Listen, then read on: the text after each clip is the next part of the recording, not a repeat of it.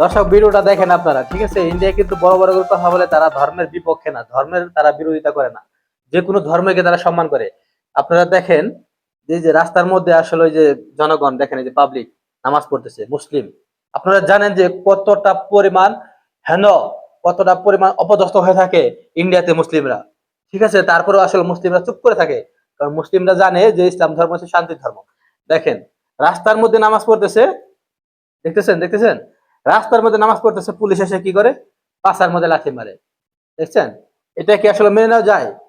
এখন কোনো একটা হিন্দু যদি আমার বাংলাদেশে কোথাও মন্দিরে কিংবা কোথাও যদি সে তার ধর্ম পালন করতে যায়, আর কোনো মুসলিম যদি খালি বলে যে আপনি এখান থেকে সরেন, সেটা ইন্ডিয়া তো বড় করে দেখাবে যে বাংলাদেশ আসলে একটা জঙ্গিবাদী দেশ, তারা কোনো ধর্মের পক্ষে না, ধর্ম মানে না, তারা সবসময় ধর্মের বিপক্ষে, তারা আসলে সংখ্যালঘুকে অন্যায় করে, এরকম তারা আসলে অপপ্রচার করবো। কিন্তু তারা কি করছে দেখেন, তাদের এই যে মুসলিমদের উপর কিভাবে অন্যায় করতেছে, নামাজ পড়তেছে। আমার মনে হয় না কোনো কাফের, কোনো কাফের সে, আমার মনে হয় ফেরাউন এরকম করছে যে একজন মানুষ যখন ইবাদত করতেছে তাকে পাছার মধ্যে লাথি মারে।